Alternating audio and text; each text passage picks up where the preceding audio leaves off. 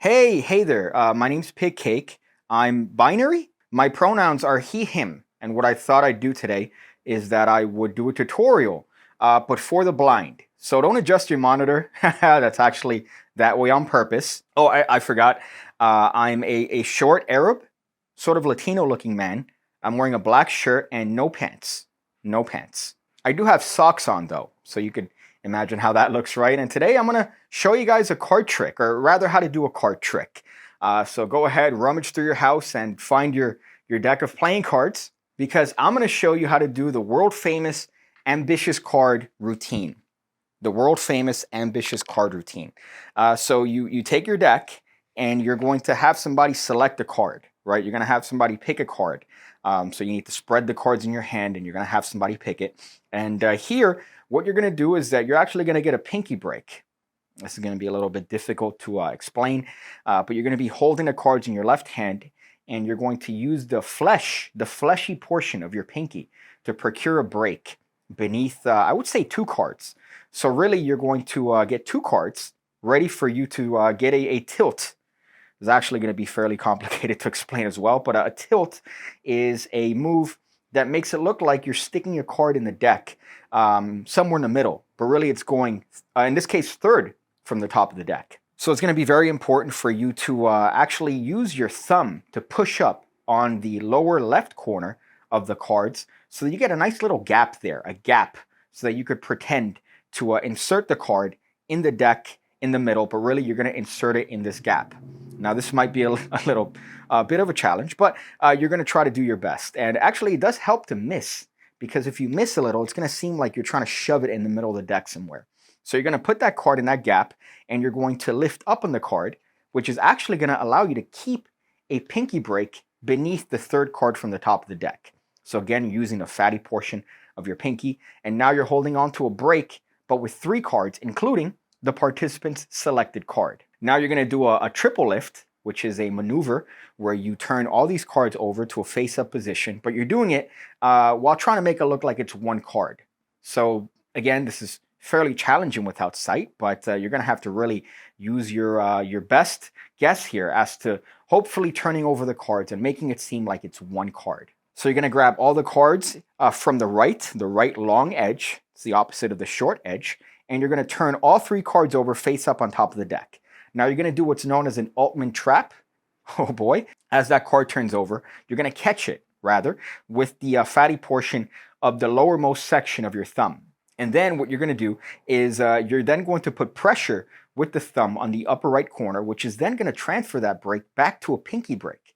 So you've essentially transferred the break from this fatty portion of your thumb to the pinky. So it allows you to turn over, in this case, three cards as one and still preserve the pinky break. And now you're going to show the audience the card they picked. So wait for your round of applause at this point, right? And you're going to repeat it again. So you're going to turn these cards over. You're going to do the Altman trap. You're going to capture that break. You're then going to single off the top card of the deck, which hopefully is face down. And you're going to insert it into the middle of the deck. You're going to push it in, and at this point, you're going to do a magical gesture. Now, this is up to you and your creativity as to what magic gesture you want to do, but you're going to use this opportunity to do a double lift and show that the card has come back to the top of the deck. Remember, you're holding on to two cards here, so you could actually turn that double back face down, and you're going to have the participant help you out at this point. So you're just going to thumb off that card into your right hand, which is a card that doesn't matter, and you're going to have the participant lift up approximately half the cards from your left hand. So you're going to tell them, just lift up half the cards from my hand. So then you're going to place the card that's in your right hand on top of the new section of cards that's in your left hand, and you're going to have them replace the cards that they're holding back on top of your own. Now at this point, you actually might have it that the participant might actually touch you accidentally, which is a great thing because Lord knows we need as much touching as humanly possible. At this point, let me remind you about the PigCake Magic Academy. Right now, ordinarily, there would be a laundry list of approximately 1,000 different tutorials that would be passing through right now, and you would see all the titles. But we're not going to do that because, well, this is supposed to be a tutorial where sight is not really the main focus. But you can imagine that there's a lot of different lessons right now going down the screen, and it's only $5 a month. And this is the sort of content you get, but with actual video. So right now we're going to go back to the trick. You could snap your finger, right? That's a nice magical gesture. And you're going to show that card has made its way back to the top of the deck once again. So this time it's more powerful because they cut the cards themselves. They lifted up the card. They saw you do it.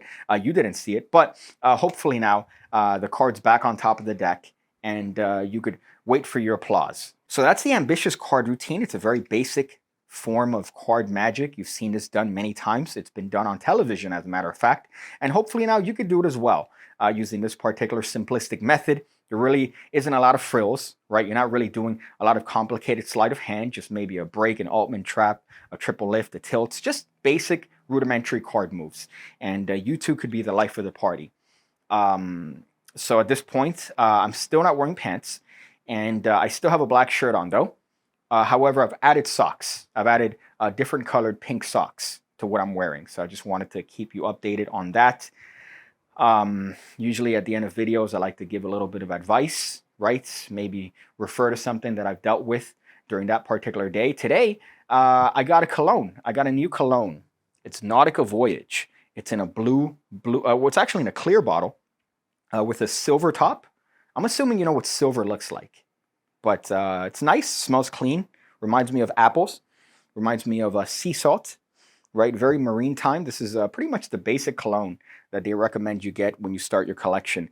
And I see why. I see why. It's a nice, clean, solid, good choice cologne that's not going to offend anyone. I have some offensive colognes. I don't mean offensive in the sense of, you know, the racist. But offensive in the sense of, you know, the colognes might be project a little bit too much. So I have those. But this Nautica, it's a nice one. I suggest it if you want to smell decent and not necessarily project. So that's the video. I see you again, when I see you again, when I see you again, when I see you again, when I see you again. When I see you again, when I see you again, when I see